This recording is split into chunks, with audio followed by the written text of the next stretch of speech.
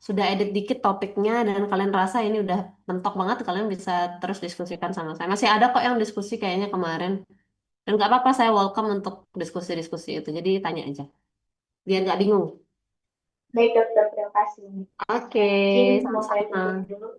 Ya, Nah, baik, sekian presentasi dari kelompok A. Terima kasih. Mohon maaf apabila ada kurangnya. Saya tetap dengan pemeriksaan presentasi. Terima kasih. oke, thank you Diva dan kawan-kawan. Silakan lanjut ke kelompok B untuk share screen.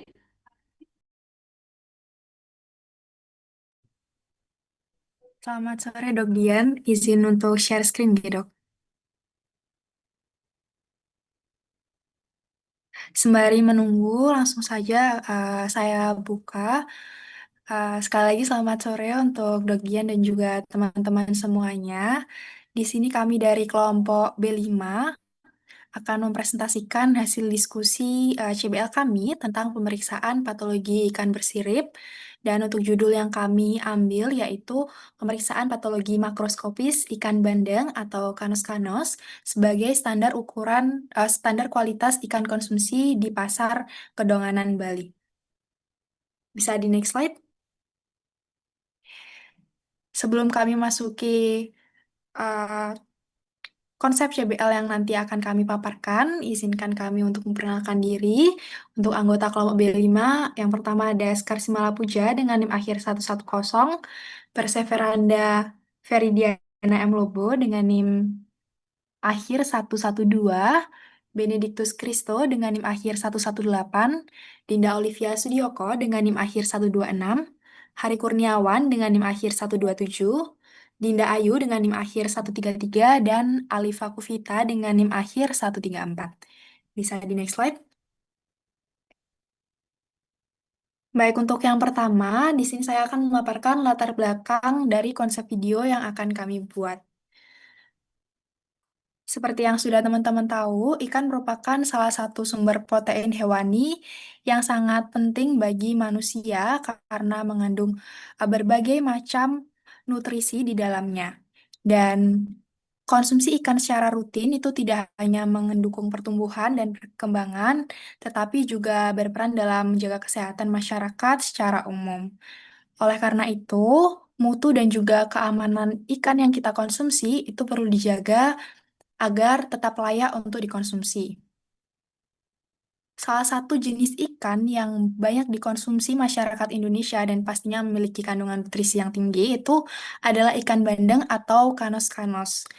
Ikan ini memiliki daging lembut dan juga memiliki nilai ekonomi yang tinggi karena banyak dibudidayakan dan juga menjadi bahan utama sebagai olahan kuliner. Karena popularitasnya ikan bandeng itu uh, menjadikannya komoditas yang sering dijumpai di pasar-pasar tradisional maupun modern di seluruh Indonesia, termasuk di wilayah Bali. Nah, salah satu pasar yang menjual ikan bandeng itu merupakan Pasar Kedonganan yang terletak di Kabupaten Badung dan dekat dari daerah kita. Itu merupakan salah satu pusat perdagangan ikan yang besar di wilayah kita. Pasar ini itu menjadi tempat utama distribusi ikan segar untuk masyarakat lokal maupun wisatawan. Untuk aktivitas jual belinya sendiri di pasar ini juga tergolong tinggi. Nah, maka dari itu, karena hal ini tuh harus menuntut adanya pengawasan mutu yang baik agar ikan yang dijual itu tetap segar, aman, dan layak dikonsumsi supaya nutrisi yang masuk ke dalam tubuh kita itu tetap bagus seperti itu. Nah, lalu dikarenakan ikan yang dijual itu harus bagus, kita harus memperhatikan kondisi dari ikan. Nah, kondisi dari ikan itu bisa dilihat dari patologi makroskopisnya. Nah, patologi makroskopis ini bisa digunakan sebagai standar masyarakat dalam memilih ikan konsumsi. Pemeriksaan makroskopisnya itu dapat menjangkau penilaian terhadap ciri-ciri fisik yang seperti warna kulit, kejernihan mata, dan lain-lain sebagainya. Nah, dengan adanya penerapan pemeriksaan tersebut, itu dapat menjadi standar masyarakat dalam memilih ikan konsumsi serta membantu menjaga mutu, keamanan pangan, dan nilai ekonomi produk perikanan di pasar Kedonganan. Bisa di next slide.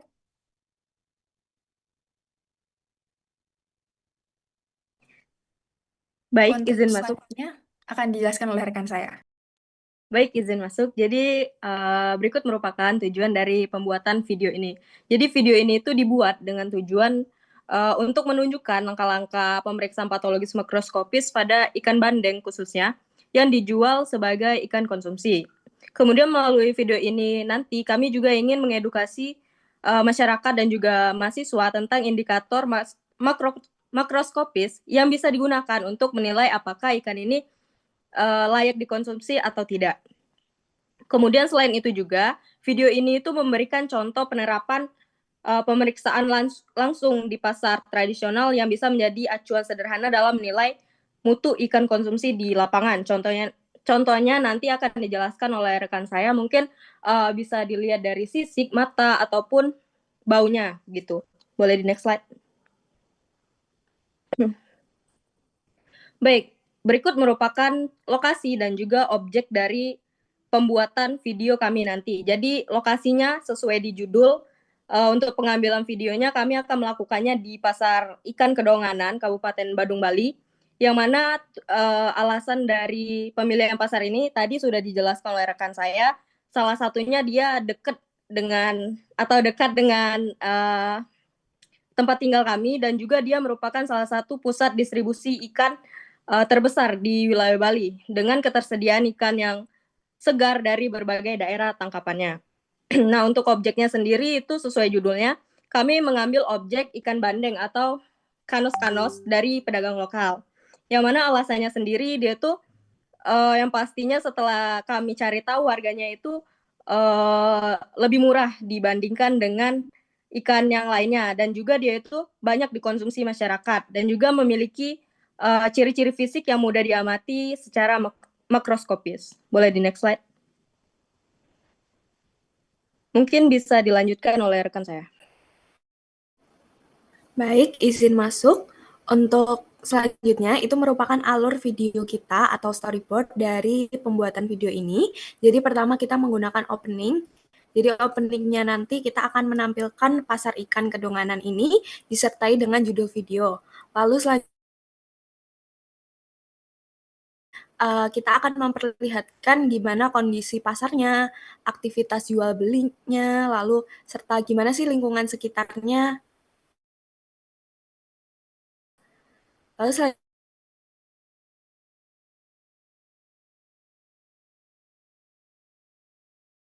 kita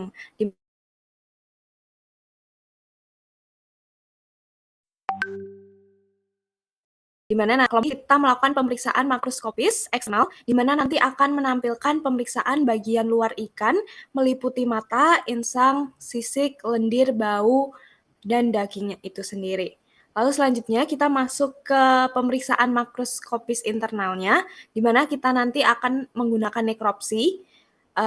Kita akan memperlihatkan gimana sih proses pembukaan rongga perut dan pengamatan organ dalam seperti hati, ginjal, usus, serta gonad itu sendiri. Lalu kita masuk ke bagian hasil dan pembahasan, di mana ini nanti akan menampilkan hasil observasi pemeriksaan visual kondisi organ yang tadi sempat kita nekropsi. Lalu untuk closing-nya sendiri, nanti anggota kelompok akan menyampaikan kesimpulan di akhir video. Lalu untuk step terakhir itu kita menggunakan credit title. Selanjutnya akan dijelaskan oleh rekan saya.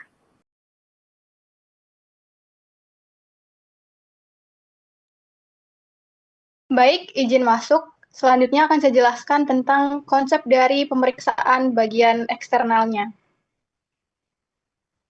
Nah, pemeriksaan eksternal ini merupakan metode sederhana untuk menilai kesegaran ikan yang bisa kita lihat dari pengamatan secara langsung terhadap penampilan luar. Dengan aspek yang dilihat itu ada mata, insang, lendir tubuh, sisik, bau, dan tekstur daging. Yang pertama dilakukan pemeriksaan adalah bagian matanya, dengan cara kita mengamati kedua matanya di bawah cahaya alami untuk memperhatikan bentuk, kejernihan, dan warna pupil. Nah, mata ikan yang segar yang di sebelah kiri itu bersifat jernih, menonjol atau cembung, kemudian pupilnya hitam dan pekat. Sebaliknya yang gambar di sebelah kanan ini, dia merupakan mata ikan yang kurang segar, yaitu matanya cekung, keruh, dan keabu-abuan menandakan dehidrasi dan denaturasi protein pada retina. Selanjutnya ada pemeriksaan bagian insangnya dengan cara membuka tutup insang atau operculum dengan jari lalu amati warna dan lendirnya. Nah, insang ikan yang segar yang di sebelah kiri memiliki warna yang lebih cerah atau warna merah muda karena kandungan oksigen dan hemoglobinnya masih sangat tinggi. Nah, sebaliknya itu yang di sebelah kanannya warnanya mulai coklat atau keabu-abuan kehitaman. Berarti terjadi oksidasi hemoglobin. Yang ketiga ada pemeriksaan lendir tubuh dengan cara meraba bagian permukaan tubuh ikan dari kepala sampai ke ekor dengan jari yang bersih. Bisa dirasakan dari ketebalan dan kekentalan dari lendir yang ada. Nah, lendir yang tipis dan bening merupakan tanda bahwa lapisan epidermis masih menghasilkan mukus alami yang bersifat antibakteri. Namun jika lendirnya sudah keruh, tebal, dan berbau menyengat, menunjukkan ikannya sudah tidak segar atau adanya tanda pembusukan. Boleh di next? Nah, selanjutnya ada pemeriksaan bagian sisik atau kulit, yaitu dengan cara memperhatikan kilau sisik di bawah cahaya dan coba menyentuh bagian sisiknya dengan jari. Ikan yang segar memiliki sisik yang melekat kuat dan berkilau metalik, menandakan ikatan kolagen antara kulit dan sisik yang masih utuh. Namun jika ikannya yang sudah mengalami penurunan mutu itu sisiknya dia mudah rontok dan juga kusam. Selanjutnya ada pemeriksaan bau. Kita bisa mencium bau atau aroma dari ikan yang ada. Ikan yang segar seharusnya berbau amis alami seperti bau laut atau bau rumput laut. Namun ketika ikannya sudah mulai membusuk, dia akan mengeluarkan bau busuk khas seperti bau amonia. Selanjutnya ada pemeriksaan dari tekstur daging, yaitu dengan cara tekan bagian punggung ikan dengan jari, lalu dilepaskan. Amati apakah permukaannya kembali seperti semula. Daging ikan yang segar terasa kenyal dan elastis karena struktur proteinnya masih utuh. Namun ketika sudah terjadi proses autolisis berlangsung, ini akan memecahkan jaringan otot sehingga menyebabkan dagingnya menjadi lembek, berair, dan mudah hancur. Boleh di next?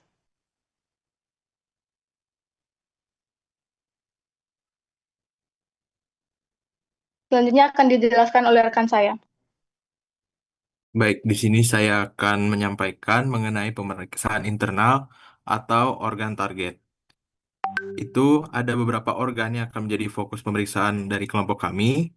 Itu antara lain hati, ginjal, lambung, gonad, serta cairan rongga perut.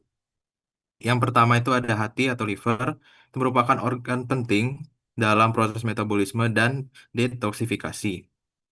Perubahan warna hati seperti menjadi pucat, kekuningan atau kehitaman, serta adanya pembesaran dapat menandakan gangguan metabolik, stres fisiologis, atau paparan zat toksik dari lingkungan.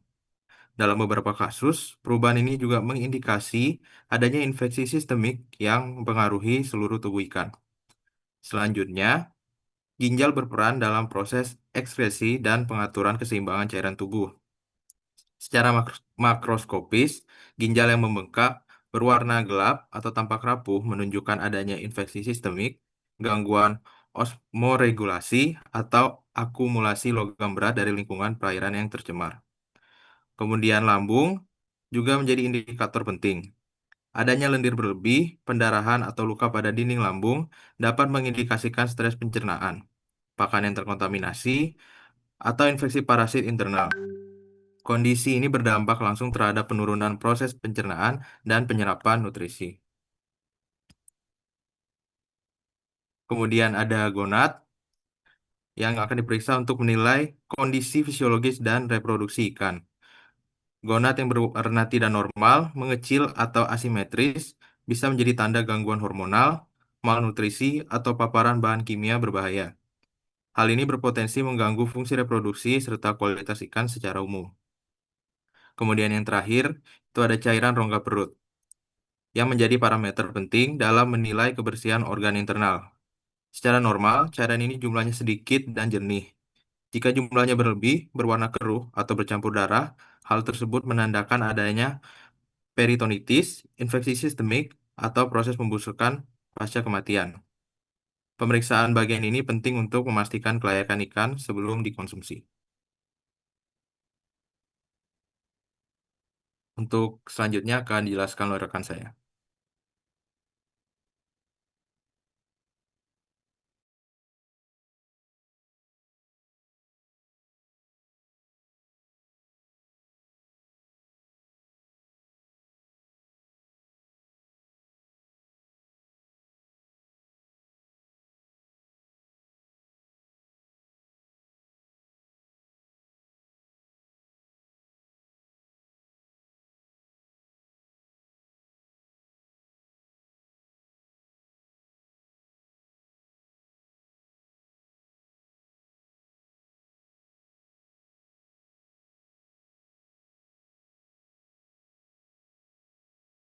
Baik, izin masuk. Berikutnya merupakan teknik penyajian video. Jadi untuk penyajian videonya nanti kami akan mengambil gaya video yang dokumenter edukatif dengan fokus pada proses pemeriksaan patologi makroskopis pada ikan bandengnya. Yang mana hal ini bukan seperti video wawancara begitu. Kemudian untuk pengambilan gambarnya itu wide shoot. Baik, Untuk mohon maaf karena ada kesalahan karena ada gangguan sinyal, mohon maaf. Jadi untuk teknik penyajian videonya, kami akan melakukan pengambilan gambar dengan cara wide shot untuk memperlihatkan suasana pasar kedonganan dan proses pemilihan ikan sebagai konteks utama dalam kualitas ikan konsumsi. Selanjutnya, pengambilan secara close up itu akan menyoroti bagian tubuh ikan yang menjadi indikator penting seperti mata, insang, tekstur daging, hingga organ dalam saat melakukan nekropsi. Selanjutnya akan juga dilakukan pengambilan gambar secara cutaway shot untuk memperlihatkan alat pemeriksaan dan detail visual pendukung lainnya. Jadi nanti yang akan menonton itu tidak hanya mendengar penjelasan, tetapi juga dapat melihat langsung ciri-ciri patologis yang akan kami jelaskan pada videonya. Kemudian nanti kami akan menggunakan narasi secara voice over sebagai pemandu agar setiap adegan nanti dapat dipahami secara runtut, disertai dengan penjelas singkat untuk memperkuat poin-poin pemeriksaan yang muncul di layar nanti. Jadi intinya kami tidak menggunakan wawancara dengan instansi terkait atau wawancara ke instansi tertentu karena kami fokus terhadap edukasi yang akan kami jelaskan pada demonstrasi teknis pemeriksaan makroskopis yang akan jauh lebih efektif jika divisualisasikan secara langsung melalui narasi. Jadi dengan format ini kami memiliki kendali penuh dalam menyampaikan informasi yang tepat sasaran, lebih efisien dari segi teknis, serta hasil akhirnya nanti akan digunakan sebagai media pembelajaran yang mungkin tidak hanya dapat diikuti oleh mahasiswa, tetapi masyarakat umum juga bisa melakukannya. Bisa di next.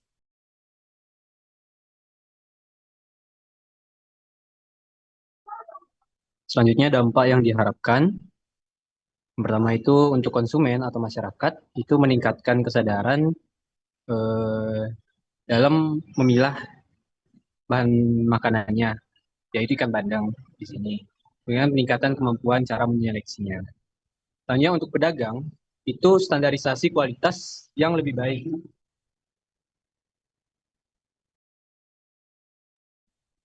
Oke, saya lanjutkan. Selanjutnya itu ada panduan visual yang membantu dalam melakukan sortir.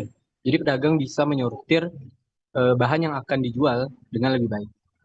Selanjutnya untuk instansi seperti dinas atau pengelola pasar itu bisa sebagai materi sosialisasi di instansinya. Kemudian membantu pengawasannya terhadap produk-produk yang ada dijual di pasarnya.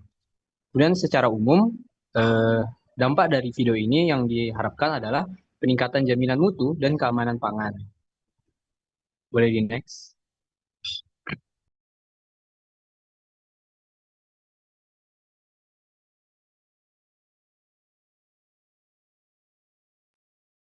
Sekian dari kelompok B. Terima kasih. Oke, terima kasih kelompok B. Untuk kelompok A yang tadi mau mengomentari juga boleh ya, dipersilakan kalau sekiranya ada hal-hal yang menurut kalian tidak sesuai dengan apa yang sudah disampaikan oleh kelompok B. Oke, sekarang kelompok B, topik wise itu sebenarnya sudah sangat spesifik ya. Jadi kalian hanya akan menampilkan atau akan hanya membahas tentang perubahan atau pemeriksaan patologis pada ikan bandeng. Spesiesnya hanya ikan bandeng kan ya. Nah, lalu saran saya sebenarnya karena ini ada implikasi dengan standar kualitas ikan, jadi rasanya kalau makro saja itu eh, maksud saya orang-orang bisa argue gitu. Oke, ini barangkali karena alasan penyimpanan yang terlalu lama, kemudian ada masalah juga. Memang kalau kalau misalkan dia itu perubahannya sampai ke internal, selain daripada karena pembusukan juga bisa jadi karena penyakit. Tapi coba juga karena di sini kalian itu kan ada pemeriksaan eksternal ya. Saran saya tadi juga sempat kalian em, coba di bagian pemeriksaan eksternal ya. Nah, bagaimana jika di lokasi eksternal yang kalian anggap, nah ini, oke, di beberapa lokasi ini kalian kan bilang ini nggak bagus, yang ini lebih bagus, karena di sini kalian ada komparasi. Sebaiknya itu diperkuat lagi dengan gimana kalau kalian kultur aja, kalian swab aja insang dari ikan yang udah warnanya jelek kayak gini, atau kalian kultur aja semua insang-insang itu gitu. Jadi di beberapa sampel yang kalian rasa itu sudah berpenyakit dalam tanda kutip sudah dalam kondisi yang tidak baik, coba kalian kultur aja bakterinya. Jadi kalian kalian ambil swab pakai steril swab itu ada banyak banget dijual dan murah banget kayaknya cuma 2.000 gitu. Yang tahu nggak sih kalian stick panjang steril swab itu terus kalian bawa aja ke BBVET gitu. Kemudian diperiksa di kultur bakteri apa yang tumbuh di situ. Nah, itu berlaku untuk insang. Kemudian tadi kalian juga bilang lendir di badan. Nah, lendir itu apa sebenarnya? Kenapa nggak boleh pilih yang berlendir gitu? Selain karena ya kita tahu semua itu adalah proses pembusukan kan gitu. Tapi kemudian bakteri apa yang ada di dalam lendir itu kayak gitu. Jadi akan sangat kuat temuan kalian jika kalian bisa paparkan juga ya nggak usah pilih yang lendir karena di dalam lendir itu ada bakteri A, B, C, D gitu. Kemudian kalian juga ngasih tahu nggak usah pilih yang insangnya ini karena let's say karena memang pembusukan kemudian embus bakteri apa saja yang ada di insang gitu. Karena kan memang insang sebagai salah satu organ pernafasan dia juga sebenarnya punya flora normal kan. Nah kayak itu coba kalian periksa apa bakteri patogen yang ada di situ. Dan itu semua dengan cara kultur. Kemudian juga kalian ada identifikasi parasit ya kan. Nah, temuan parasit itu coba kalian kemudian laporkan dalam bentuk sudah teridentifikasi. Jadi nggak cuma cacing atau nggak cuman apa berarti ya nggak cuman apa saya nggak pernah lihat di luar cacing sih ya let's say cacing jadi cacing jenis apa gitu paling nggak kalian menemukan itu adalah nematoda atau apakah itu cacing daun jadi paling tidak ada sebuah identifikasi jadi nggak hanya cuman ngomong cacing gitu aja kalau bisa jadi ada identifikasi simple di situ jadi nggak perlu sampai ke spesies nggak perlu sampai ke genus boleh sampai ke ya ada cacing daun atau ada cacing gilik atau ada cacing nah, apalah lagi satu terserah kalian biasanya sih anisakis ya jadi kalian bisa paparkan itu dari segi morfologi bentuk cacingnya sekian dari segi panjang sekian senti sampai sekian senti variasinya warnanya apa kemudian bentuk badannya daun lebar apa gilik kayak gitu jadi ada deskripsi di situ. Kemudian kalian juga meriksa mana deh cairan di perut, peritoneum tadi kalian bilang. Kayaknya setelah ini deh. Nah, nah cairan rongga perut itu coba kalian eh, periksa sitologi deh. Jadi sebelum kalian belek itu ikan, coba diambil dengan spray terus ditaruh di objek gelas itu isinya apa? Apakah isi bakteri? Tapi diwarnain sih dulu. Artinya diisi bakteri, terisi dengan bakteri atau em, terisi dengan entah apa. Kalau misalkan dia berbahaya atau dia atau isi sel darah bisa jadi kalau misalkan dia berdarah. Nah, itu kan ada indikasi juga di situ. Bisa kalian eksplor sampai sedip itu karena ini kan cuma main satu spesies ya jadi saya kira eksplorasinya bisa lebih banyak di bagian yang lebih deep gitu maksud saya jadi nggak hanya melaporkan bentuk-bentuk patologis aja tapi lebih ke ada ada ilmu penyakitnya lah juga gitu maksud saya karena ini kan kalian materi penyakit ya sebenarnya kayak gitu sih sedikit aja dari saya karena udah sangat spesifik ini teman-teman ini gitu. Kira-kira ada komentar atau ada masukan lagi atau ada pertanyaan dari teman-teman yang lain? Kira-kira Eh, atau dari kelompok B sendiri? izin masuk dok, izin Mhm, bertanya silakan. dok. Mhm.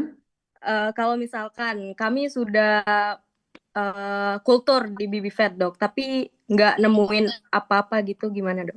Nggak apa-apa, berarti kalian kalian sampaikan aja. Jadi kalian sudah melakukan kultur, jadi sampel-sampel yang tadi saya bilang atau yang kalian nanti akan kumpulkan, kalian identifikasi lebih lanjut melalui kultur bakteri misalkan. Tapi hasil hasil yang kalian dapatkan di mana tidak ada pertumbuhan bakteri atau negatif bakteri seperti itu. Berarti memang nggak ada, nggak apa-apa, dilaporkan apa adanya saja.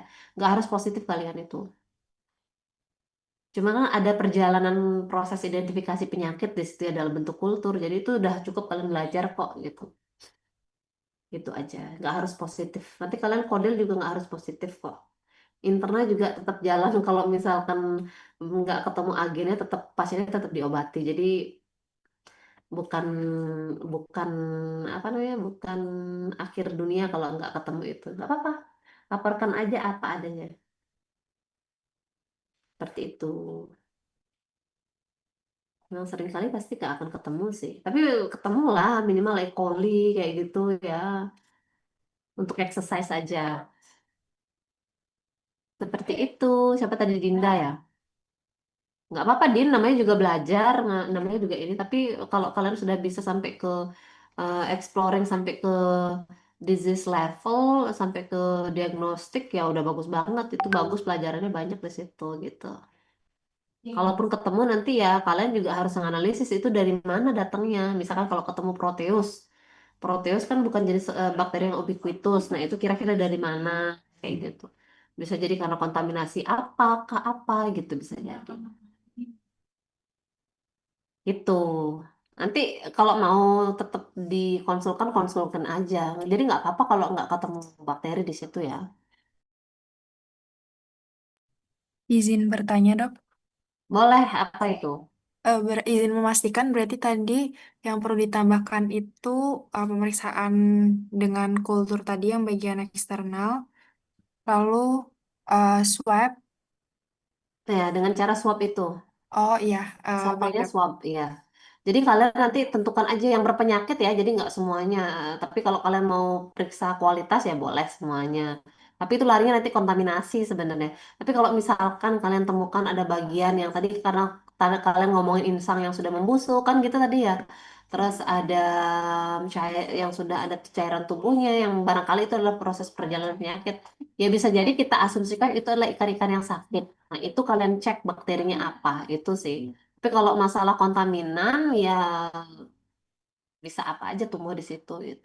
Tapi dalam konteks penyakit ya ceritanya kita mau cari tahu nih di ikan yang mati ini kira-kira sakit atau bakterinya apa. Baik dokter, berarti selain swab tadi, cek melalui mikroskop yang identifikasi parasit dan sitologi. Iya, kalau untuk cairan rongga perut ya, kalau misalkan ada berdarah di situ dicek aja siapa tahu ada. Baik dokter, terima kasih dok. Yo, sama-sama kira-kira ada yang mau ditanyakan lagi. Tapi kalau misalkan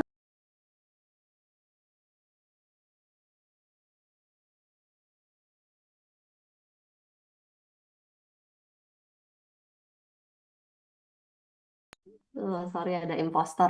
Oke, eh, mis Oke, misalkan ya, apa namanya? Jadi semuanya itu harus berdasarkan klinis pada intinya itu. Lalu, aku mau ngomong apa tadi ya di bagian parasit, parasit. Terus saya jadi lupa. Em, i- ya intinya kalau misalkan itu disesuaikan lagi dengan kapasitas kalian kan, ini kan ngecek ngecek semua kan pakai uang ya. Jadi kalau seandainya menurut kalian agak sedikit di luar daripada kapasitas kelompok ya dihitung aja dari tadi yang sudah saya sarankan kalian mau pilih yang mana gitu.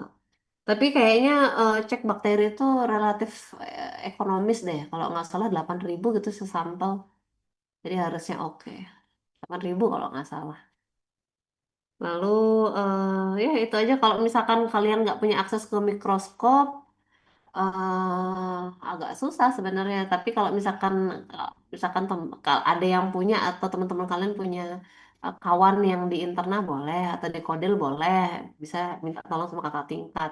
Tapi kalau enggak ya nggak apa-apa, nggak mutlak semuanya harus dilakukan. Jadi diukur sama kapasitas kelompok ya. Jadi nggak yang wajib seperti Izin itu. bertanya, Dok. Ya silakan. Apabila pemeriksaan mikroskopnya dilakukan di lab di dekanat, apakah boleh nggak, Dok? Harus minta izin dulu sebenarnya sih di dekanat patologi ya lab pato ya bagus mikroskopnya ya. Kalau pato mungkin eh, bisa kali ya kita kalian pas praktikum gitu mungkin sama Palagan atau pas di sela-sela itu gitu. Harus di sela-sela sih, otherwise mungkin kalian nggak akan dikasih. Saya nggak punya mikroskop sih, di mana lagi ada mikroskop ya? Setahu saya pato sih yang orang-orangnya relatif approachable itu ya pato. Coba Baik, dokter. kalian lihat dulu ya, di mana aja yang kira-kira mikroskopnya bisa dipinjam untuk meriksa sampel. Kalau misalkan nggak ada banget, kalau di S1 di dekanat nggak bisa banget, lalu em, coba aja saya. Kalau di ini juga nggak bisa banget, di koas juga nggak bisa banget, artinya nggak ada ya, berarti nggak apa-apa. Seperti itu. Sitologi ada nggak di BBVet ya? Ada mungkin ya. Coba aja deh kirim satu sampel sitologi. Tapi itu harus sudah diwarnai biasanya. Anyway, coba tanya dulu ya siapa yang atau di lab mana yang bisa diakses mikroskopnya.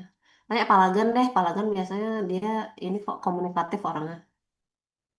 Oke, baik. Baik, dokter. Oke, kalau nggak ada ya nggak apa-apa, nanti kasih tahu aja saya. Nih saya ketikin Palagan. Baik, dok. Terima kasih, dok. Oke, sama-sama. Ini saya tanyain.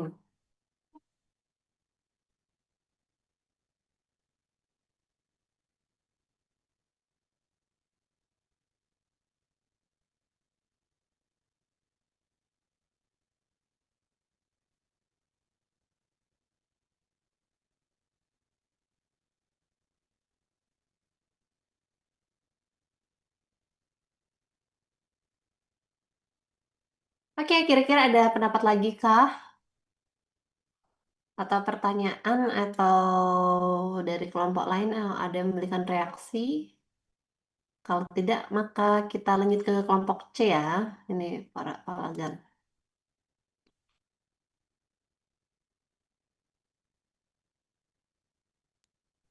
Baik, sebelumnya sekian presentasi dari kelompok B5. Mohon maaf apabila ada kurang dan lebihnya dalam presentasi kami. Akhir kata, selamat sore dan terima kasih. Sore, terima kasih kelompok B dari kelas B. Silakan sekarang kelas C. Saya berikan Baik, waktu. selamat malam dok, izin untuk share screen gitu. Suaranya pelan banget, Gabriela. Oh, maaf dok, apakah suara saya terdengar dok?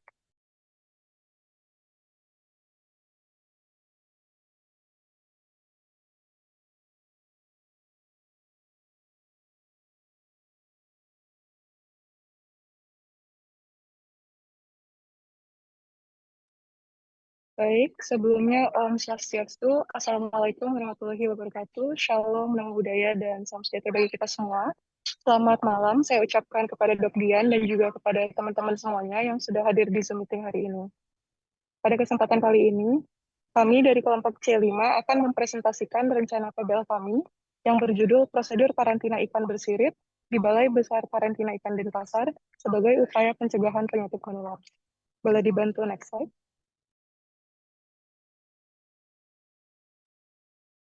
Baik, adapun kelompok kami beranggotakan 6 orang. Yang pertama itu ada Alit dengan NIM akhir 143, lalu ada Dinda dengan NIM akhir 144, ada Chandra dengan NIM akhir 145, ada saya sendiri, Gabriela, dengan NIM akhir 151, ada Angelita dengan NIM akhir 157, dan ada Fanny dengan NIM akhir 162. Boleh dibantu next slide?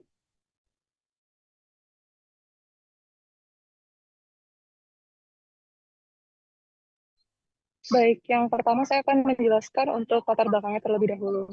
Seperti yang kita ketahui, Indonesia merupakan negara kepulauan dengan potensi perikanan yang melimpah.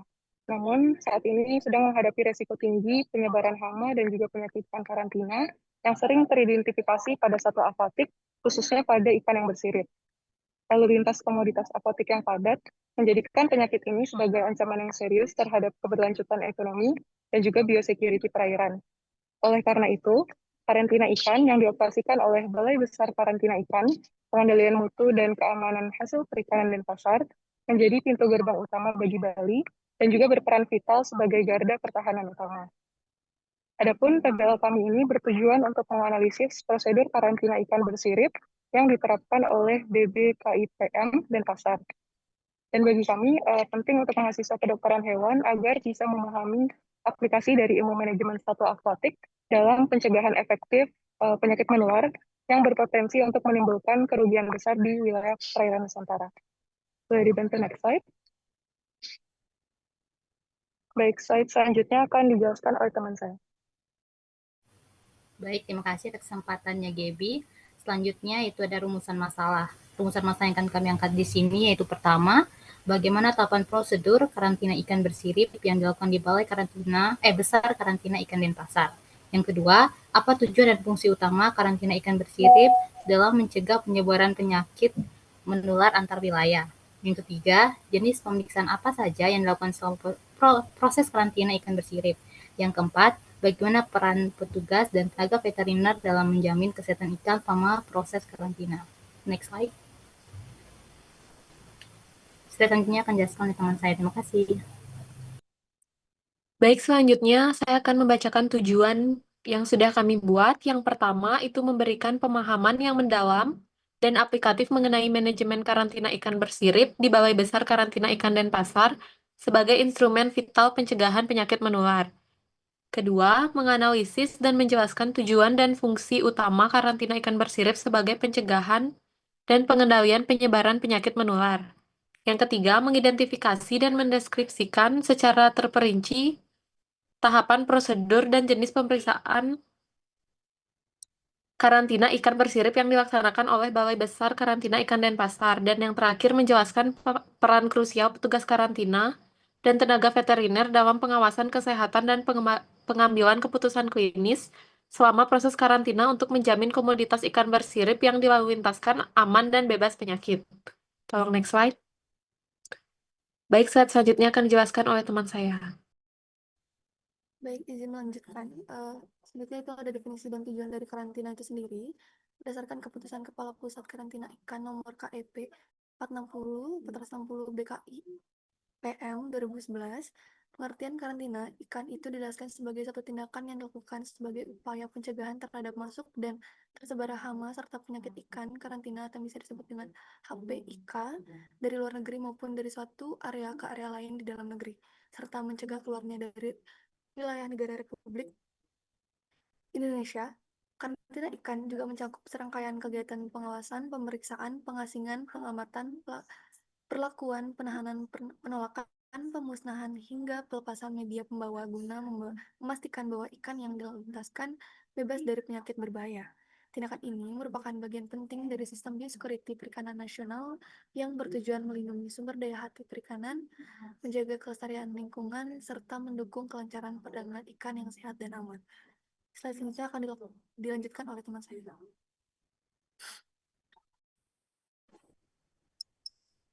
Baik, selanjutnya itu ada sasaran wawancara. Jadi untuk konsep video kami nanti, kami akan melakukan wawancara langsung ke Balai Besar Karantina Hewan, Ikan, dan Tumbuhan Bali, di mana ada beberapa sasaran yang akan kami tanyakan nantinya. Yang pertama itu ada tentang database kejadian. Database kejadian adalah sistem pencatatan seluruh peristiwa pemeriksaan dan penanganan ikan di karantina, termasuk deteksi penyakit, tindakan, dan hasil akhir kasus untuk memastikan pengendalian penyakit dan pelacakan kejadian secara akurat. Adapun beberapa contoh pertanyaan yang akan kami ajukan yaitu, bisakah dijelaskan tujuan utama karantina ikan di Balai Besar Karantina dan Pasar? Untuk penyakit yang sering muncul, biasanya berasal dari ikan domestik atau impor. Gejala klinis apa yang paling sering diamati pada kasus penyakit? Bagaimana tren penyakit ikan bersirip dalam beberapa tahun terakhir? Apa ada peningkatan atau penurunan kasus tertentu? Dan penyakit apa saja yang sering dijumpai selama prosedur karantina yang dilakukan? Sasaran yang kedua yaitu tentang prosedur karantina. Prosedur kerja adalah rangkaian langkah operasional yang sistematis dalam pelaksanaan tindakan karantina ikan, meliputi pemeriksaan administratif, pemeriksaan klinis, pengamatan, pengujian laboratorium, penerapan tindakan karantina, pencatatan data, dan penerbitan keputusan sesuai standar biosecurity dan peraturan perkarantinaan. Adapun beberapa contoh pertanyaan yang akan kami ajukan yaitu, bagaimana alur atau tahapan prosedur karantina ikan bersirip di Balai Besar Karantina Ikan dan Pasar? Beberapa lama masa observasi atau karantina biasanya berlangsung? Apakah ada perbedaan SOP untuk ikan ekspor dan impor? Bagaimana prosedur penanganan jika ditemukan gejala klinis penyakit? Dan terakhir, apa saja jenis uji laboratorium yang dilakukan untuk mendeteksi penyakit ikan bersirip? Bisa dibantu next slide. Baik, selanjutnya wawancara mengenai peran petugas karantina dan veteriner. Jadi, petugas dan tenaga veteriner, khususnya dokter hewan karantina dan paramedik veteriner karantina, memegang peran sentral dalam menjamin kesehatan ikan selama proses karantina dengan mencegah masuk dan tersebarnya hama penyakit ikan karantina atau HPIK melalui serangkaian tindakan analisis, diagnosis, pengujian, dan pelabuhan. Jadi ada 4 pertanyaan yang bisa kami ajukan. Yang pertama, bagaimana peran petugas karantina dan dokter hewan dalam memastikan bahwa ikan bersirip yang masuk maupun keluar wilayah bebas dari penyakit menular ikan? Yang kedua, apa langkah yang dilakukan jika ditemukan ikan bersirip yang menunjukkan gejala penyakit selama proses karantina? Yang ketiga, bagaimana koordinasi antara petugas karantina dan veteriner dalam pengambilan keputusan terhadap kasus penyakit pada ikan bersirip, terutama yang berpotensi wabah? Dan yang keempat, apa tantangan utama yang dihadapi dalam pengawasan kesehatan ikan bersirip di fasilitas karantina dan bagaimana strategi untuk mengatasinya? Slide selanjutnya akan dijelaskan oleh teman saya.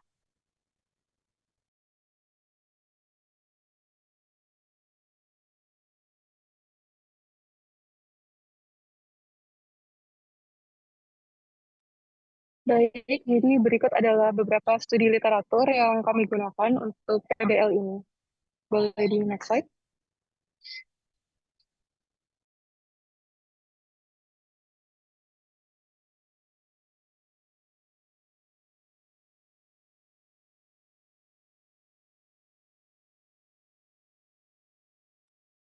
Baik, jadi saya akan membacakan untuk kesimpulan dari presentasi kami.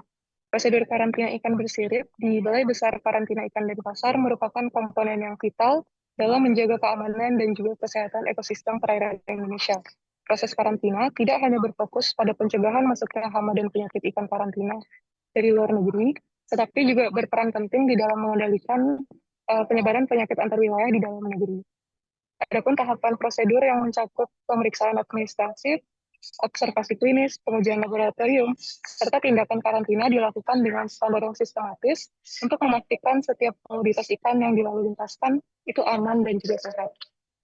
Keberhasilan pelaksanaan karantina ini sangat bergantung pada petugas dan juga tenaga veteriner yang berperan di dalam analisis, diagnosis, hingga pengambilan keputusan terhadap kasus penyakit.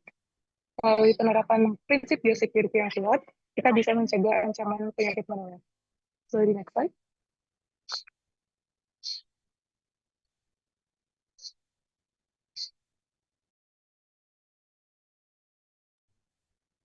Oke, sudah ya?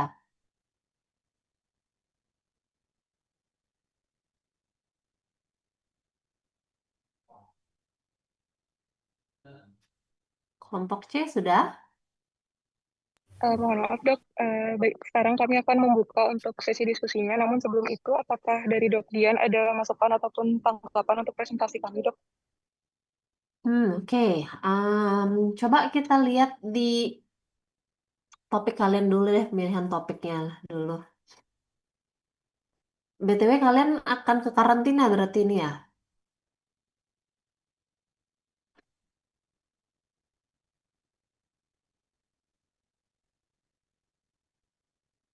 Halo? Oke. Berarti pertanyaan saya adalah kalian berarti mostly akan wawancara, ya? Iya dok, Oke, di karantina Bali. ini rencananya dok. Oke, coba saya mau lihat topik yang akan kalian tanyakan atau sekiranya apa yang kalian mau cari tahu dari karantina. Oke, rumusan masalah bagaimana tahapan prosedur karantina ikan. Tujuan dari karantina, proses karantina itu apa?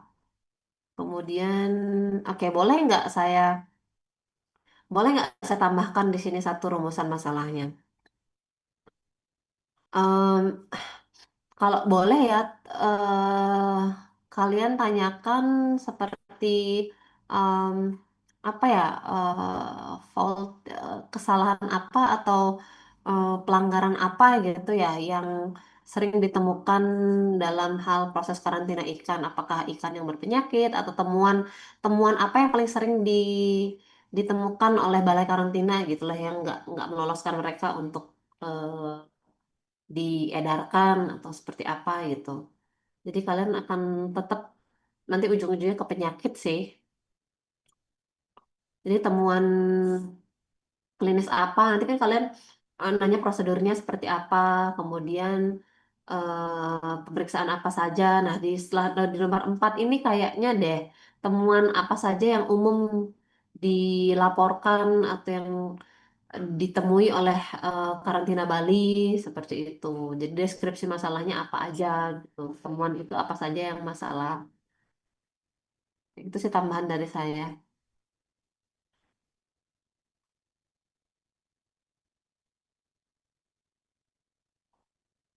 Bisa didengar? Bisa, Dok.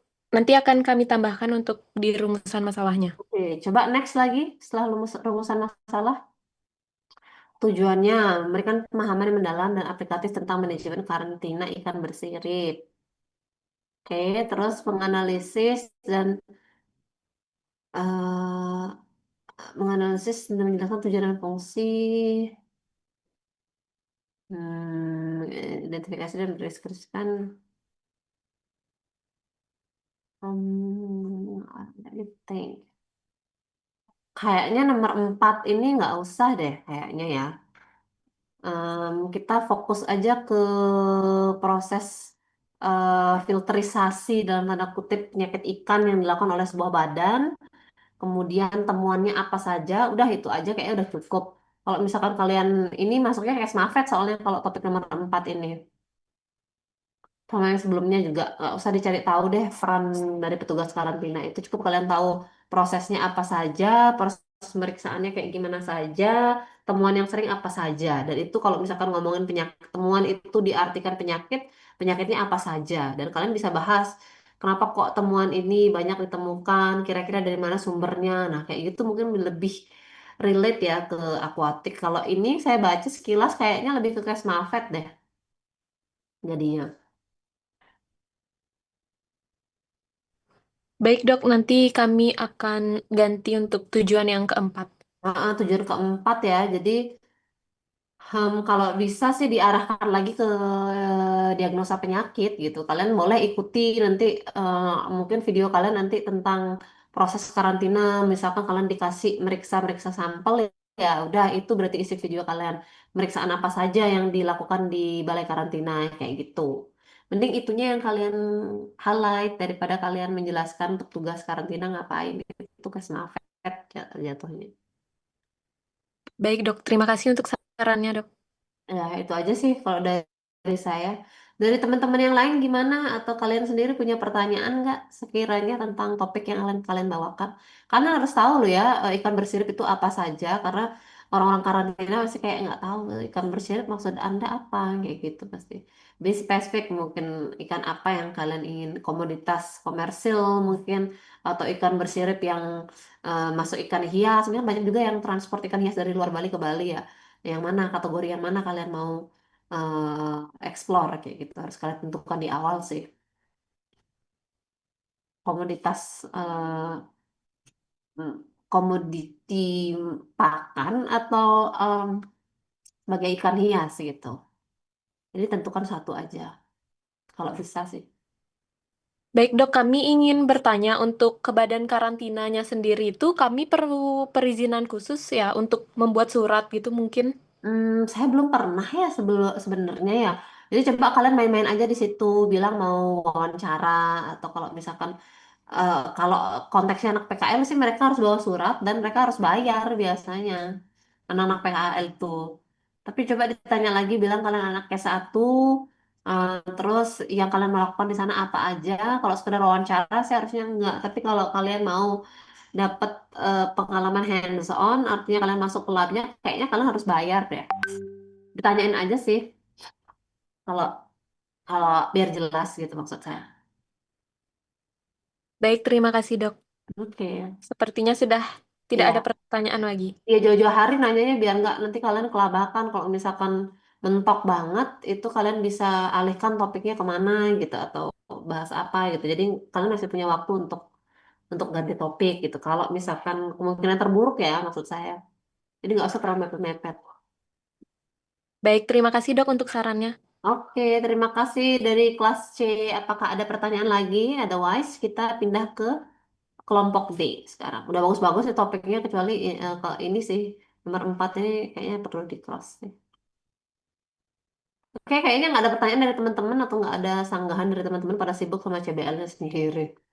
Oke, nggak apa-apa. Kelas C mungkin bisa ditutup ya. Baik, sekian dari kami kelompok C5. Mohon maaf jika ada kata yang salah. Saya tutup dengan terima Mohon kasih. pandang. Oke, terima kasih semuanya. Ini si Samo ya. Pada berderet gini sih namanya. Oh, Teri, Astagazim. Oke, terima kasih. Oke, silakan kelompok D dilanjutkan presentasinya.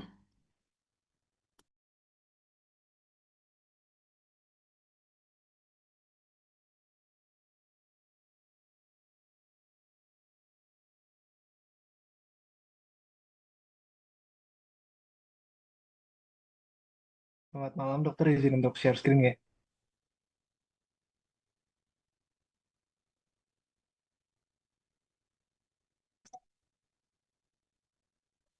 Baik, sebelumnya Om Swastiastu. Perkenalkan, kami dari kelompok D5 di sini dalam mata kuliah manajemen penyakit ikan dan satwa akuatik.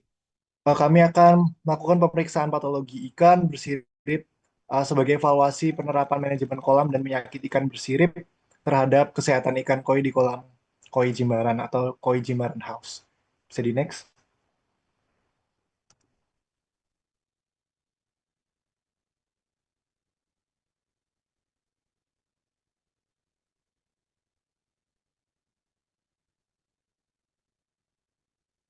Oke, untuk anggota kelompok dari D5 sendiri ada Michelle Valentina dengan NIM akhir 113, kemudian ada Kansa dengan NIM akhir 117, mohon maaf itu terdapat salah penulisan.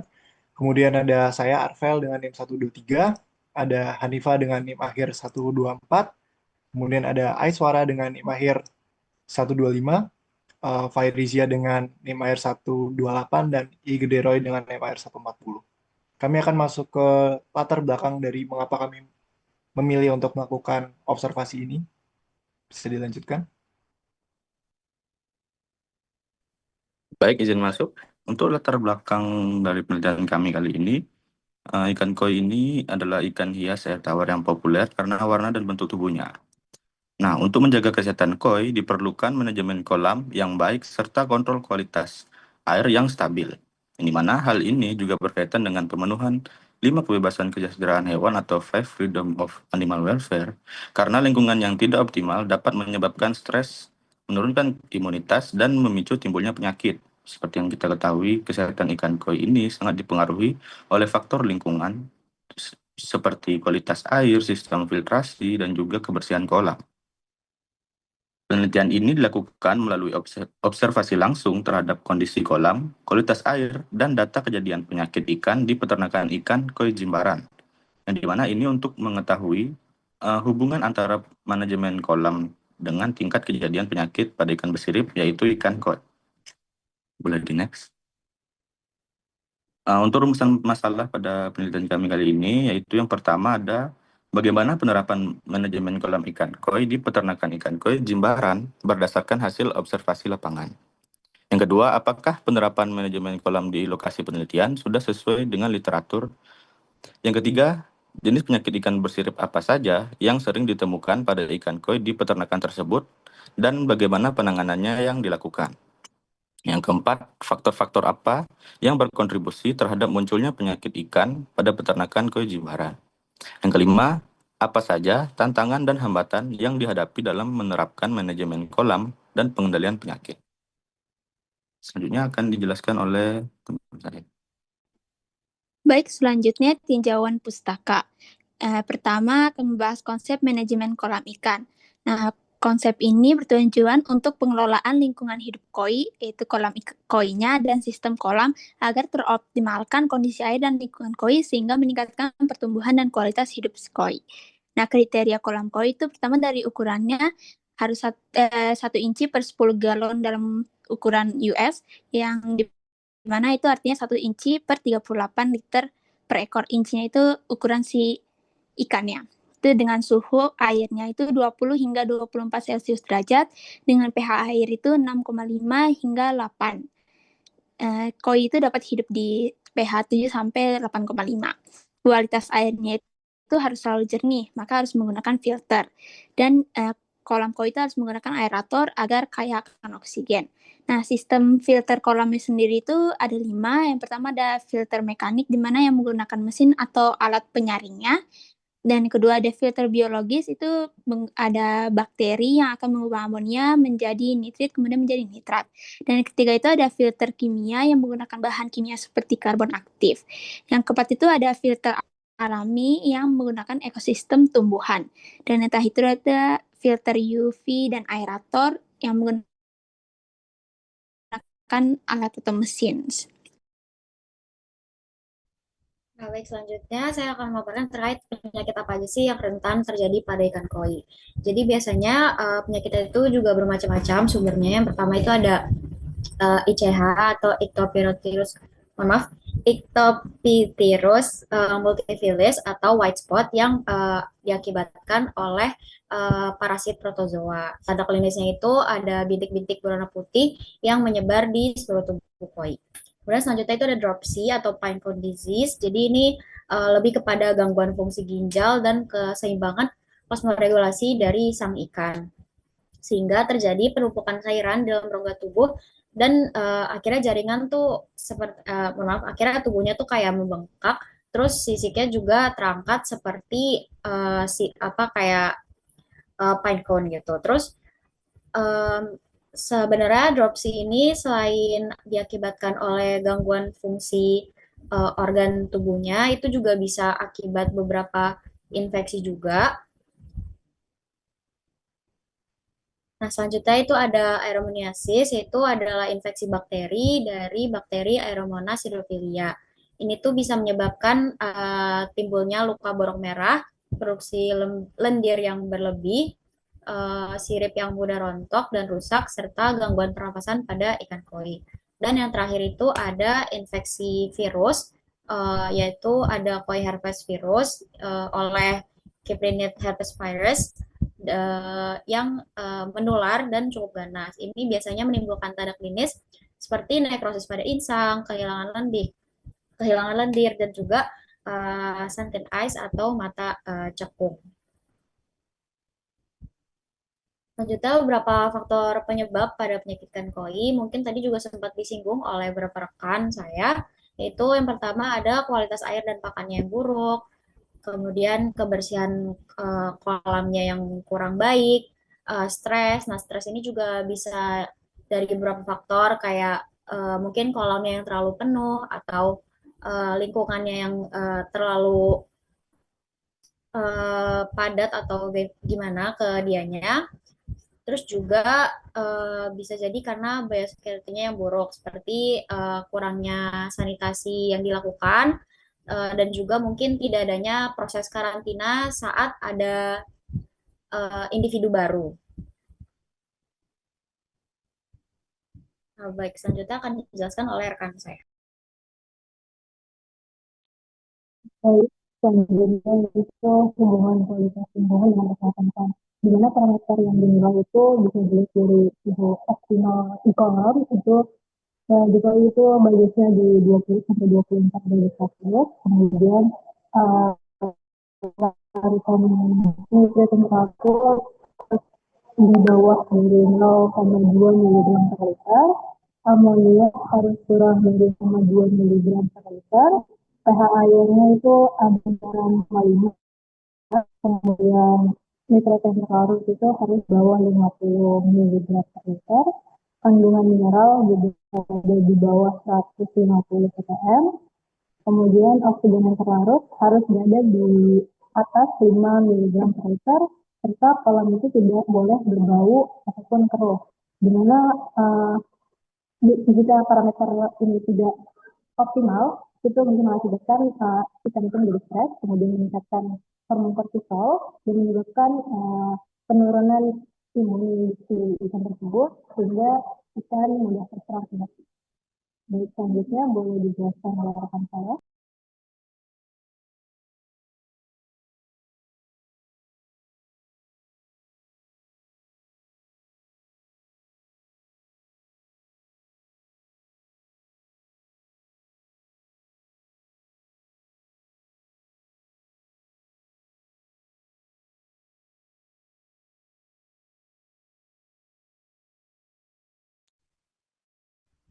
Baik, selanjutnya itu ada tantangan dan hambatan. Yang pertama, itu keterbatasan sarana dan peralatan kolam, kemudian biaya perawatan dan pengelolaan yang tinggi, kemudian adanya faktor alam dan perubahan lingkungan, keterbatasan sistem pemantauan dan data kesehatan ikan, keterbatasan tenaga profesional, serta kurangnya edukasi dan kesadaran dari pengelola.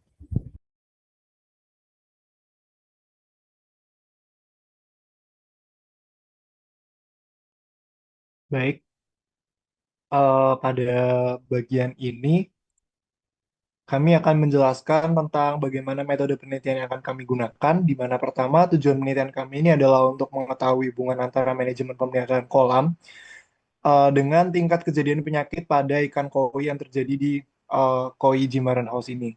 Selain itu, kami juga ingin mengidentifikasi penyakit yang muncul serta melihat solusi penanganan yang diterapkan oleh pemilik. Hasil dari pengamatan ini nantinya akan kami bandingkan juga dengan literatur dari tinjauan pustaka yang sudah kami buat tadi tentang manajemen kolam koi yang ideal dan juga tentang penyakit untuk melihat apakah praktik di lapangan sudah sesuai atau masih ada perlu perbaikan yang dilakukan. Nah, jadi penelitian kami ini adalah semacam seperti deskriptif kualitatif di mana dengan pendekatan observasi langsung, wawancara dan juga studi literatur. Fokusnya bukan pada eksperimen tetapi pada penggambaran kondisi nyata di peternakan ikan koi Jimbaran House itu tadi. Nah, bagaimana metode pengumpulan datanya? Untuk pengumpulan data kami menggunakan 3 tahap utama. Yang pertama adalah observasi lapangan. Di tahap ini kami menilai langsung kondisi kolam, kualitas air, kebersihan lingkungan, dan juga perilaku dari ikan tersebut. Kami juga mengamati dan mencatat juga apabila ada gejala penyakit seperti luka, jamur, dan perilaku yang tidak normal.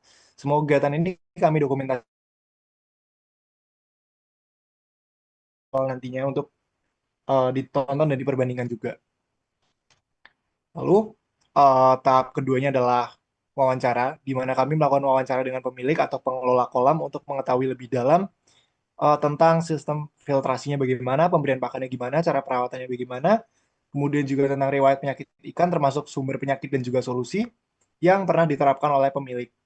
Dan yang ketiga adalah studi literatur. Kami mempelajari berbagai sumber, mulai dari buku jurnal sampai panduan budidaya lainnya, untuk membandingkan hasil observasi kami dengan teori manajemen kolam koi dan kesehatan koi yang ideal. Bisa di next. Oke, selanjutnya adalah analisis data dan konsep video yang kami ingin presentasikan. Oke. Data yang kami peroleh ini akan dianalisis secara deskriptif kualitatif, yaitu dengan cara menyajikan hasil observasi dengan cara secara naratif. Kemudian akan kami bandingkan dengan teori dari literatur. Nah, hasil analisis ini tidak hanya kami tulis dalam bentuk laporan, tapi juga kami visualisasikan dalam bentuk video dokumenter agar lebih menarik dan juga mudah dipahami. Untuk konsep videonya, kami akan membagi alurnya menjadi 5 bagian. Yang pertama, opening, itu kami akan isikan dengan pengantar tentang pentingnya manajemen kolam koi dan kesehatan koi. Kemudian observasi lapangan di mana kami menampilkan cuplikan kondisi kolam dan ikan yang ada di Koi Jimbaran House itu tadi. Kemudian kami akan wawancara dengan pemilik untuk membahas bagaimana manajemen dan penyakit ikan. Dan kami akan melakukan analisis dan pembahasan untuk pembandingan antara hasil lapangan dengan juga teori. Serta kami akan menutup dengan kesimpulan berisi temuan utama dan rekomendasi perbaikan manajemen kolam apabila diperlukan. Harapannya video ini bisa menjadi sarana edukasi bersama dan juga refleksi bagi peternak maupun mahasiswa yang ingin memahami tentang manajemen koi ini secara lebih baik. Nah, goals-nya apa dari video kali ini, dari keseluruhan kegiatan ini? Kami berharap penelitian ini bisa memberikan gambaran nyata tentang hubungan antara manajemen kolam dan juga penyakit ikan koi. Selain itu, hasilnya juga kami harapkan bisa menjadi bahan evaluasi dan edukasi bagi para pengelola kolam agar bisa menerapkan sistem manajemen yang lebih baik. Jadi kayak kami benar-benar mau coba lihat apakah sejauh manajemen itu tuh beneran bisa berdampak nggak buat kesehatan si koinya ini, apakah manajemen yang buruk beneran memang memiliki dampak yang buruk juga terhadap kesehatan dari koi, dan apakah manajemen yang baik juga mampu nge-prevent, mencegah dari penyakit koi itu terjadi.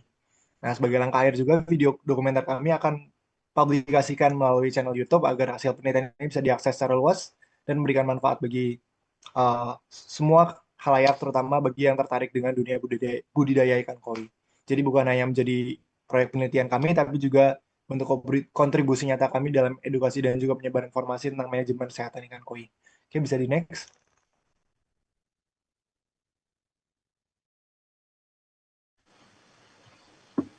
Baik, penelitian ini bertujuan untuk mengevaluasi penerapan manajemen kolam terhadap kesehatan ikan koi di kolam koi Jimbaran. Kami ingin melihat bagaimana cara pengelolaan kolam, mulai dari kualitas air, kepadatan ikan, sampai pakan, apakah bisa berpengaruh terhadap kondisi kesehatan ikan koi. Sehingga arah analisis kami yaitu menghubungkan kualitas manajemen kolam dengan frekuensi dan jenis penyakit yang muncul, kemudian mengevaluasi sejauh mana penanganan dan pencegahan penyakit yang dilakukan apakah sudah efektif. Hasil dari penelitian ini diharapkan bisa menjadi dasar untuk rekomendasi peningkatan manajemen kolam yang akan kami tampilkan di dalam video CBL. Fokus penelitian kami dibagi menjadi 3 bagian utama, yaitu yang pertama, manajemen ikan koi meliputi pengaturan kepadatan, sistem filtrasi, frekuensi penggantian air, jenis dan kualitas pakan, serta kebersihan kolam. Yang kedua itu penyakit yang sering atau pernah terjadi, yang mencangkup identifikasi penyakit, serta faktor risiko dan dampaknya terhadap populasi ikan. Dan yang ketiga, penanganan dan pencegahan, meliputi langkah-langkah yang dilakukan saat gejala muncul, serta upaya pencegahan melalui biosecurity, pengelolaan air, serta edukasi bagi para pekerja atau pengelola kolam. Secara keseluruhan, penelitian ini diharapkan dapat memberikan gambaran nyata tentang kondisi manajemen kolam koi di Jimbaran, serta solusi praktis untuk menjaga kesehatan ikan koi secara berkelanjutan. Slide selanjutnya akan dijelaskan oleh teman saya. Terima kasih.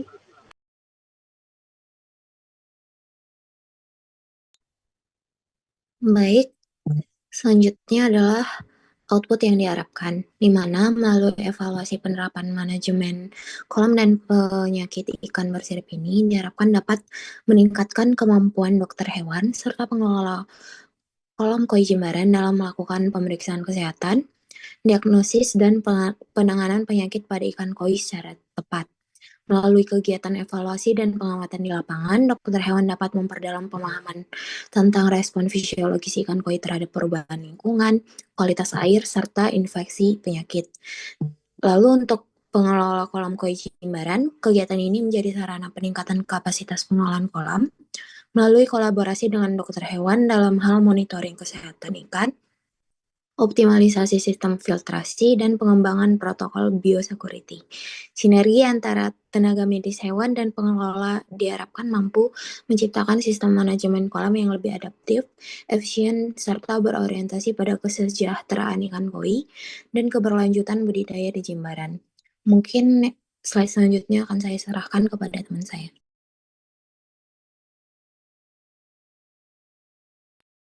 Baik, untuk kesimpulannya, masalah kesehatan ikan koi sangat dipengaruhi oleh kualitas lingkungan dan manajemen kolam yang mencakup kestabilan suhu, pH air, oksigen terlarut, sistem filtrasi, kebersihan kolam, serta penerapan biosecurity yang baik.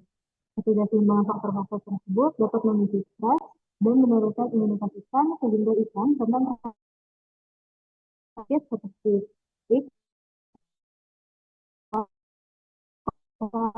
aerolisis. Kemudian untuk memahami keterkaitan antara faktor manajemen kolam dan penyakit ikan bersirip ini, penelitian ini dirancang dengan metode deskriptif kualitatif melalui observasi lapangan, wawancara pengelola, serta studi literatur. Kemudian tujuan akhirnya adalah untuk mengevaluasi penerapan manajemen kolam di kolam koi Jimbaran.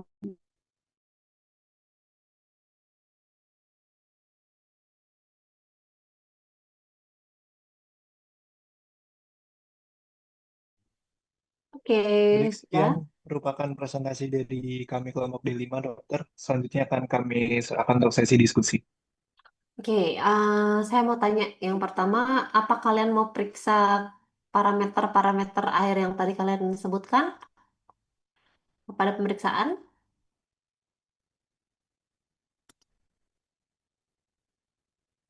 pH, suhu, seperti itu. Apakah ada pemeriksaan atau kalian tanya aja semuanya ke owner? Izin dokter, mungkin sebenarnya dari kami lebih ke awalnya pengen diwawancara, namun jikalau memang memungkinkan akan kami coba juga untuk mengukurnya. Namun dari kami sendiri belum uh, membahas lebih lanjut ataupun mengetahui lebih lanjut terkait cara atau metode dari pengukurannya. Jadi mungkin sementara ini akan kami tanyakan kepada owner dari Koi Jimbaran itu. Gitu. Oke. Karena rasanya sih kayaknya lebih baik ketika kalian ambil sampel mereka deh. Jadi kolam-kolam terutama yang paling banyak mati atau yang sering berpenyakit sama kolam yang lebih sedikit populasinya, mungkin kalian bisa bandingkan. Kalau mau ngecek kualitas air itu ada di lab analitik. Kemudian kalau suhu kan kalian bisa pakai termometer biasa ya. Termometer ini sih raksa sih biasanya, yang bentuknya panjang yang kaca itu. Itu kalian bisa pakai. Kemudian cek pH meter kayaknya pakai itu sih. Kalian ambil sampelnya sih kayaknya terus kemudian diuji semuanya. Baru kayaknya akan bonafit hasilnya. Karena kalau misalkan kalian atau mereka mereka kayak atau enggak kalian minta aja mereka lakukan itu di depan kalian pasti bisa kok. Mereka pasti punya pemeriksaan itu semua. Setiap koi center itu punya alat lakmus, kemudian pemeriksaan pH, terus nitrat pasti harus meriksa di analitik sih. Selebihnya kalau misalkan fisik kayak yang bisa kalian lakukan di situ. Ditanya aja Pak, ini kalau boleh tahu sekarang atau di saat kalian ke sana itu kira-kira pH-nya berapa, umumnya berapa pH-nya, boleh lihat nggak Pak cara periksanya kayak gitu-gitu kalian minta. Nanti kalian dokumentasikan itu gitu. Jadi lebih Em, karena bisa jadi mereka memberikan jawaban yang nggak pas gitu aja maksud saya, biar nggak percuma kalian ke sana. Kemudian dikasih hoax saja sama ownernya. Gitu sih, selebihnya udah oke karena ini akhirnya ya ada satu kelompok yang meriksa ikan hias, yang mana ikan hias itu juga komoditas dan tanda kutip bisa jadi objek kerja kalian suatu hari nanti gitu. Kalian ngalahkan dokter ikan, apa kalian kerjanya sama kayak dokter ikan. Penyakit drop sih itu banyak itu saya lihat di jadi pasiennya si dokter ikan gitu. Jadi bagus banget ketika kalian bisa melihat itu langsung di lapangan. Itu sih. Hmm, kalau pas ada yang mati, coba aja kalian juga kalau boleh Pak, ini boleh dinekropsi nggak? Nah, itu juga langsung aja. Biasanya ada. Pasti ada aja yang mati. Coba aja kalian bantu, kami bantu nekropsi ya Pak, kayak gitu. Itu aja sih tambahan dari saya dikit karena udah bagus banget. Kalian juga sudah ngasih tahu konsep videonya, mau seperti apa, ada opening, terus alur dari video itu sendiri juga sudah kalian jelaskan. Terus benefit latar belakang saya nilai juga sudah cukup kuat. Latar belakangnya tidak hanya untuk kalian, tapi latar belakang itu juga mencakup untungnya kalian membuat topik atau membahas topik ini tidak hanya untuk mahasiswa, tapi juga untuk si owner kayak gitu. Yang mana itu poin plus yang bagus menurut saya. Kira-kira ada yang mau ditanyakan lagi atau hmm, ada yang mau dikomentari kira-kira dari kelompok lain atau ya bagus sih saya mau melihat bagaimana koi itu nanti kalian akan bahas di videonya. Semoga tereksekusi dengan baik ya.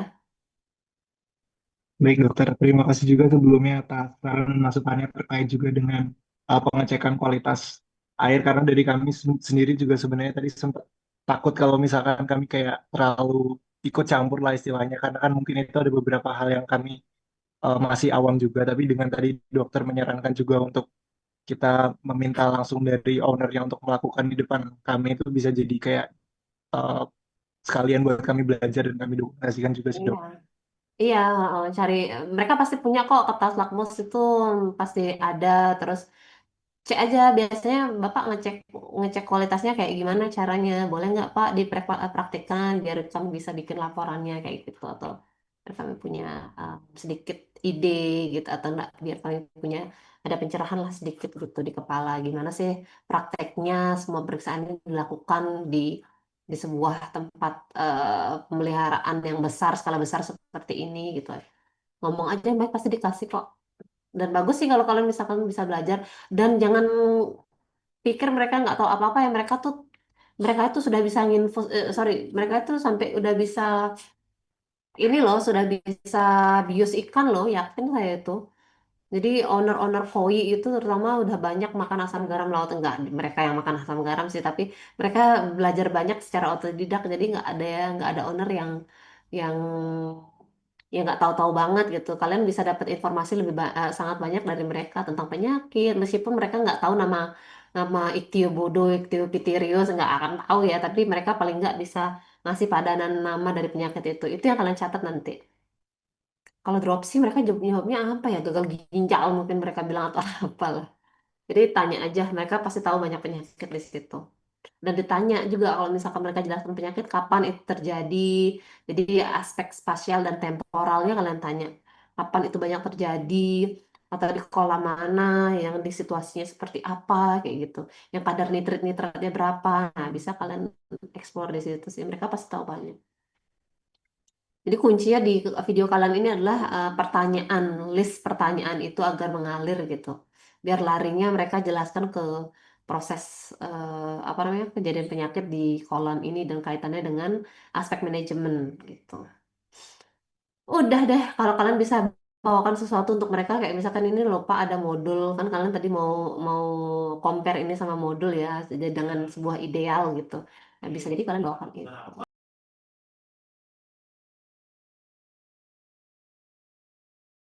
Oke, gitu sih kira-kira apakah ada pertanyaan atau pendapat dari teman-teman? Bagus banget. I would love to sign this.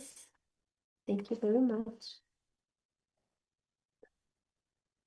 Kira-kira ada lagi yang mau ditanyakan dari kelompok D atau dari kelompok yang lain, mau ada yang dikomentari dari apa yang sudah dipresentasikan oleh teman-teman? Karena kalau tidak, barangkali saya berikan waktu lebih ya untuk teman-teman, eh, kalau mau ada yang direvisi sebelum dikumpulkan, silakan direvisi dulu. Tapi saya nilai kalau kelompok ini udah oke. Tinggal tambahannya tadi bahwa akan ada planning untuk meriksa kualitas air tadi saya bilang. Jadi sampel air harusnya nggak masalah sih. Kalau mereka minta, Pak boleh nggak minta sampel airnya atau gimana? Kemudian bawa lari ke lab analitik. Nah. Ya just in case kalau mereka sangat welcome ya bawa aja sampelnya, siapa tahu bisa kalian cek nitratnya. Bawanya di ini juga BBFET juga. Itu kira-kira ada pertanyaan lagi kah? Jika tidak, karena ini sudah karena waktu sudah menunjukkan pukul 8 kurang 10. Oh, oke, Dabira. Silakan, Dab. Izin dokter, mungkin izin bertanya bukan Hmm. berkaitan dengan matkul akuatik, tapi mengenai internal pencernaan, apakah besok Nokdian berkenan Iya untuk besok ya, reschedule? besok saya nggak bisa kalau malam, Dab. Pagi saya ada waktu. Tapi ya pagi saya bisa ada waktu sih. Siang mungkin ya, siang-siang deh. Izin